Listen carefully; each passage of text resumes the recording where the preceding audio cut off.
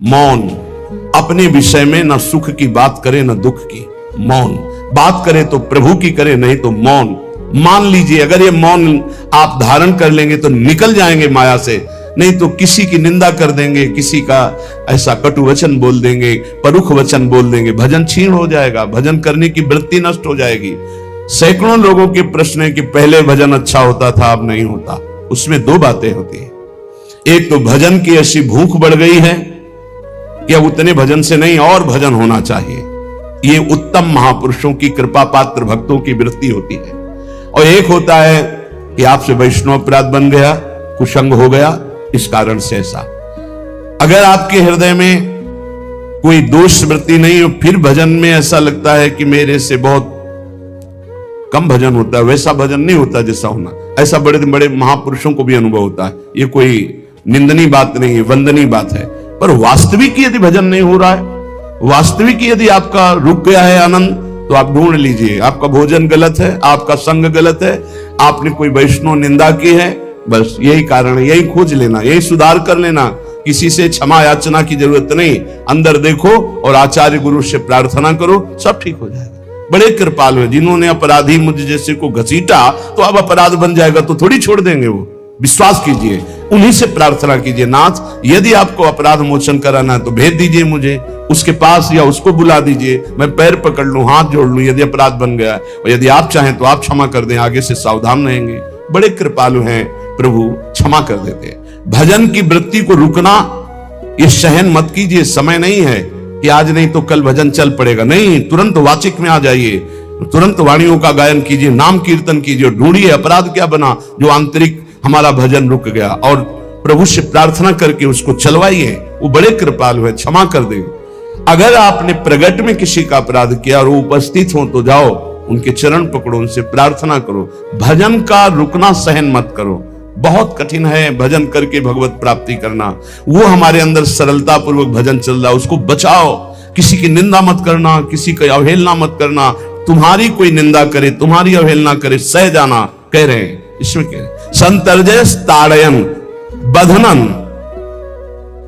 यदि वो कहीं मुझे बांध दें मैं बंधना में स्वीकार कर लूंगा। ऐसा भक्तों को कोई बांधता है क्या? हाँ बांध देते। तितिक्ष ब्राह्मण की कथा में पढ़िए, उसको बांध दिया।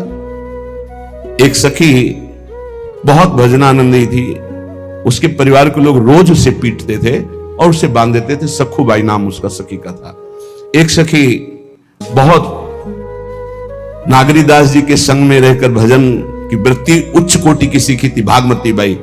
उनके पति ही उनके ऊपर सैया लगाकर नवीन रानी के साथ बैठते हुए सब पिटाई करते, इतना कष्ट देते, पर वो उच्च कोटि की ऐसी महान भक्ता, परम सिद्ध बरसाने के जो वास करने वाले अपने नागरीदास जी थे, हरिवंश महाप्रभु के शरणागत, उनके सत्संग से ऐसी उच्च कोटि की दशा प्राप्त हुई, उसे कोई फर्क नहीं पड़ा। उसके कष्ट देने के लिए उसके ऊपर सैया लगाते, राजा थे, और नवीन रानी के साथ उसके ऊपर बैठते, उपद्रव करते, मारते पीटते, लेकिन वो सम रहती। संतर्जय ताड़यन बंधनन, शांत, वो देख रहा है, बस तुमको यही सोचना, वो देख रहा है, मेरा स्वामी देख रहा है, वो देखते हुए मौन है ना, वो चाह रहा है ना, तो तेरा किया मीठा लगे, बस बात समझ लो। इतना तो बहुत बड़ी वस्तु प्राप्त होगी, बहुत बड़ी। एक मिट्टी जब कुम्हार को अर्पित हो जाती है तो पीट पीट कर एक छोटा राई भर भी दाना नहीं रहने देता, क्योंकि राई भर भी अगर दाना रहा वहीं से मटकी फूट जाएगी, राई भर भी अहंकार रहा वहीं से भक्ति रस निकल जाएगा। पीट पीट के उसको एकदम बराबर, फिर भी चैन नहीं, जल डाल के रौंदा, फिर भी चैन नहीं, हाथों से मल कर अपने अनुसार बनाया, फिर चाक पे चढ़ाया, जो चाहा आकार दिया, सूर्य के ताप में तपाया, फिर उसको दहकते हुए आवे के बीच में रख के पकाया, फिर उसमें रस रखने लायक क्षमता आ गई उस मिट्टी में। ऐसे ही हम जब संत महापुरुषों को, श्री भगवान को समर्पित होते हैं तो ये सब होगा। रस रखने लायक हृदय तभी होता है जब आवे में तपता है, इसलिए तैयार रहो। तभी नागरीदास जी ने कहा, बड़ो ही कठिन है भजन ढिग डरिबो। एक सूरवीर योद्धा की तरह जैसे उसके अंग घाव से युक्त होते हैं, वो कदम पीछे नहीं आगे ही बढ़ाता है, ऐसे भजनानंदी चाहिए। चाहे मुझे चोर कहा जाए, पतित कहा जाए, गाली दिया जाए, मुझे मारा जाए, बांध लिया जाए, तो भी मैं भगवान पर दोषारोपण नहीं करूंगा। मैं यही निश्चय करूंगा, प्रभु मेरे देख रहे हैं, जोई जोई प्यारो करे सोई मोहि भावे, उनका विधान परम मंगलमय है।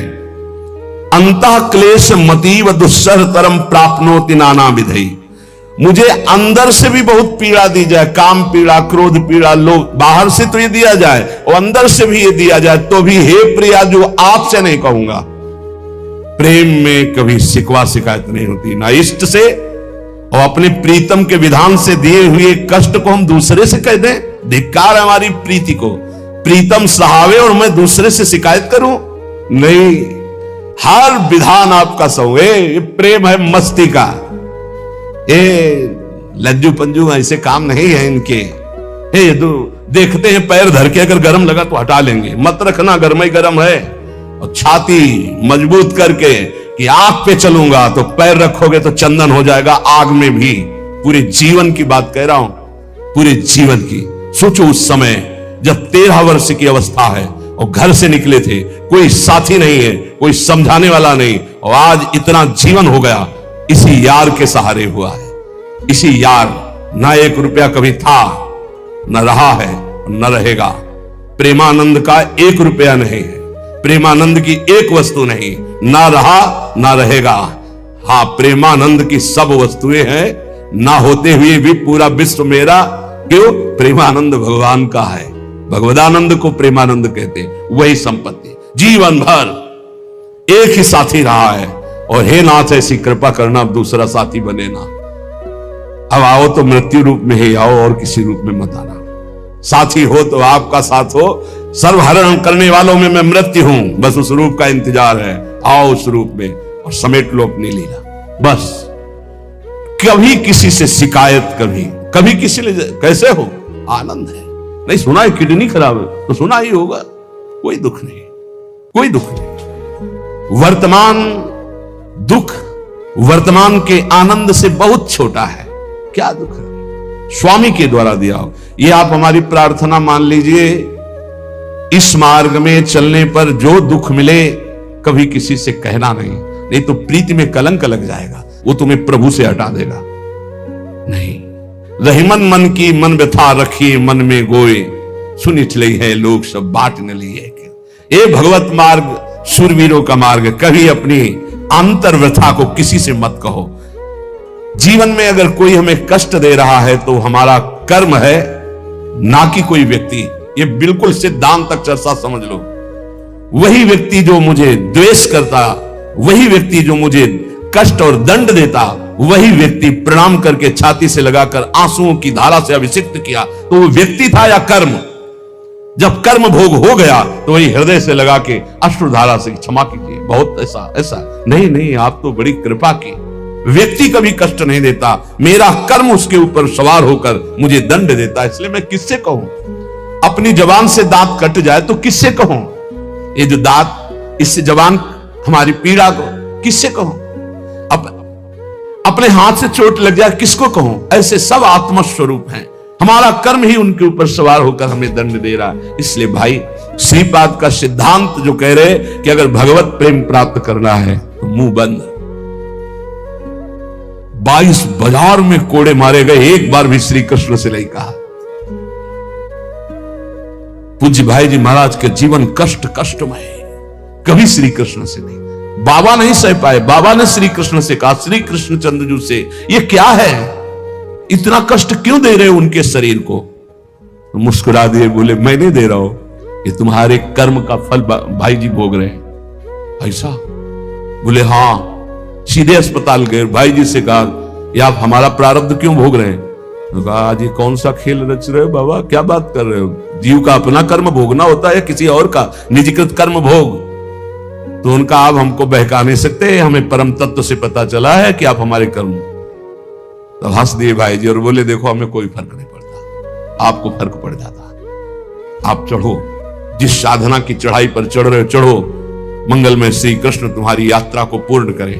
हम तो अस्पताल में पड़े पड़े प्रिया प्रीतम के साथ खेल रहे हैं, कोई फर्क नहीं पड़ रहा। ये बड़े महापुरुषों ने अपने कष्ट की तो बात जाने दो, दूसरों के कष्टों को लेकर भोगाए। हम जरा सा कष्ट आ जाए तो बोले हमारी अंदर श्रद्धा थी अब खत्म हो रही क्योंकि कष्ट आने लगा। उसमें भगवान का क्या दोष है?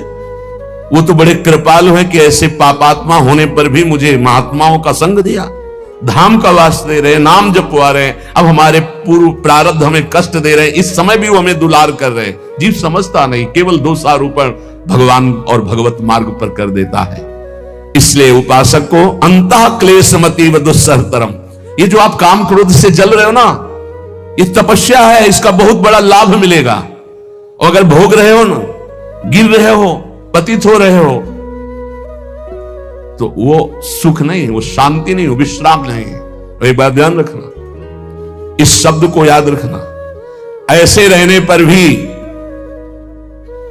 हमारे द्वारा जो भी वो हमारे स्वामी ऐसे लेते हैं, जन अवगुण प्रभु मान न काऊ, दीन बंधु अति मृदुल स्वभाव। कल शाम के पूज्य परमहंस राम मंगलदास जी की वाणी का चिंतन हो रहा था, उसमें कह रहे कि जो 30 मिनट भगवान नाम कीर्तन कर लेता, मेरी बात पर विश्वास रखना हो, उसको भगवत प्राप्ति होगी। 24 घंटे में 30 मिनट नाम कीर्तन कर लेता है और अन्य समय विस्मरण रखता है, तो 30 मिनट का नाम कीर्तन उसे भगवत प्राप्ति करा देगा। तुम्हें जो पाठ प्रिय हो, 30 मिनट पाठ कर लोगे, भगवत प्राप्ति होगी। बहुत पहुंचे हुए महापुरुष जिनके चरणों में अपार श्रद्धा है, आप लोग तो रात दिन लगे, आपको भगवत प्राप्ति नहीं होगी। चूक हो जाएगी तो जन अवगुण प्रभु मान न काऊ, दीन बंधु अति मृदुल स्वभाव। अग्नि की ज्वाला के समीप रुई का पहाड़ कितनी देर टिकेगा? कितनी देर टिकेगा? उसके ताप में झुलस जाएगा। ये अग्नि की ज्वाला है भगवान नाम कीर्तन, भगवत यश गुणगान। तो जैसे किसी को लगे कि वो नाम जब भी करता है वो रुचि पूर्वक पाप करता है, असंभव। नाम जापक रुचि पूर्वक पाप कर ही नहीं सकता, उसका हृदय जलेगा पक्का। आप जप करके देख लीजिए, आप जप कीजिए नाम और फिर आपसे पाप जब बनेगा तो आप फिर हालत अपनी देख लीजिएगा, बार बार हृदय जलेगा, नहीं नहीं नहीं।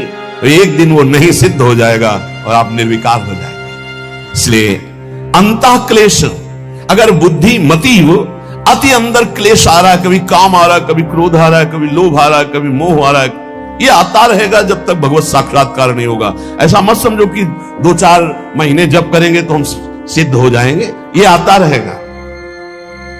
ये बहुत भागवतिक शक्ति से संपन्न है विकार, कोई साधारण नहीं है कि तुम माला जपोगे वो नहीं आएगा। माला जपते समय ही आएगा वो। ये भागवतिक शक्ति से संपन्न, काम क्रोध लोभ मोह तब त्रिभुवन को परास्त कर रहे हैं। ये भगवान के पावर से शक्तिमान है। तुम्हारा अहंकार जब गलित हो जाएगा तो इनका आना ही बंद हो जाएगा। जब तक अहंकार रहेगा तब तक ये आते रहेंगे। तो जो तुम्हारे अंदर जलन हो रही, मत कहो किसी से, सह जाओ, यही तपस्या हो जाएगी, यही भगवान की प्राप्ति का हेतु हो जाएगा।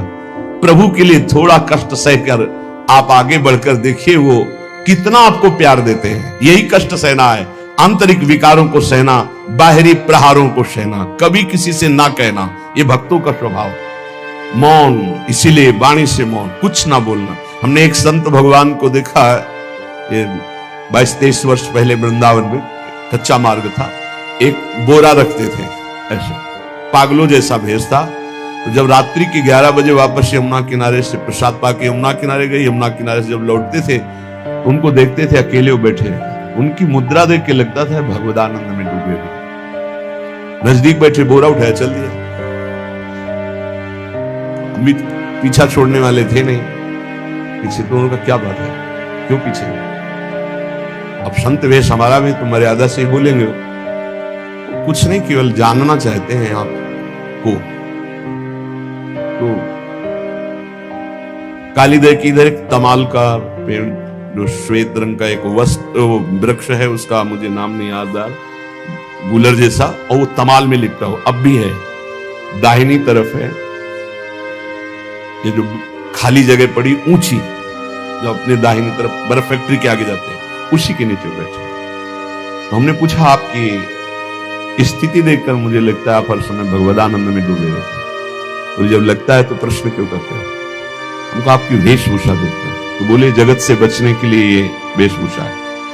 एक बोरा ऐसे जैसे कोई बीनने वाले होते हैं, कबाड़ बीनने वाले, ऐसे बुरा ऐसे रखे थे, गमछा लगाए हुए थे, पूरा शरीर खुला, कोई साधु का वेश नहीं, कोई चिन्ह नहीं, और उनकी स्थिति भगवदानंद में थी। उनका ये किसके उपदेश, किस मार्ग के उपदेश, किस इष्ट की आराधना से आपको ऐसी स्थिति प्राप्त हुई? बोले प्रथम पूज्य श्री स्वामी राम सुखदास जी महाराज का सत्संग हुआ, इष्ट देव श्री कृष्ण, इष्ट ग्रंथ गीता, उसी की कृपा से मुझे ऐसा, मैं भारत के हर तीर्थों में वास करता हूं, भ्रमण करता हूं, असंग रहता हूं, और यही वेशभूषा है बड़ा अंदर से। तो भोजन प्रारब्धवशात जो सामने आ जाता है उसे पा लेता हूं, नहीं आता भूखा रहता हूं। तो अगर हम मधुकरी ले आवे कभी आप जिससे तो पा लेंगे, बोले दे देंगे तो पा लेंगे। दूसरे दिन मधुकरी लेकर, तो रोज हमारी उनके चरणों में श्रद्धा, क्योंकि उनका रहना और चिंतन दोनों, रहनी और चिंतन बड़ी प्रशंसनीय, जो वीतराग परमहंसों के अक्षर सा वैसे कुछ पास में केवल बोरा, वो नाटक के लिए बोरा कि कोई समझे कबाड़ बिनने वाला, और एक गमछा से रंग बिरंगा, बस कुछ नहीं, कोई भागवतिक चिन्ह नहीं। एक दिन देखा वो बड़े मक्खियां भिन भिना रहे, तो नजदीक गए, क्या हो? चुप जाओ, इनका बोलिए ना। बोले वमन और शौच दोनों हो रही है, शरीर बिगड़ गया, तो हमका औषधि के लिए हम व्यवस्था, बोले इसलिए कह रहा हूं आप बच जाइए। हमका हमें बता तो दीजिए क्यों नहीं? तो बोले आया हुआ प्रारब्ध है, इसको हंस के भोगना है। ऐसे कोने में साइड में ऐसे पेड़ के किनारे पड़े, 2-4-10 दिन जो भी व्यवस्था उनकी बनी, फिर वो हमको दर्शन नहीं मिले, अन्य तीर्थों में चले गए होंगे। ऐसा महापुरुष, क्या हम अपने शरीर को इतना प्यार करें कि भगवान से श्रद्धा हो जाए, भक्ति मार्ग में हम लड़खड़ा जाए, फिर सत्संगी किस बात का?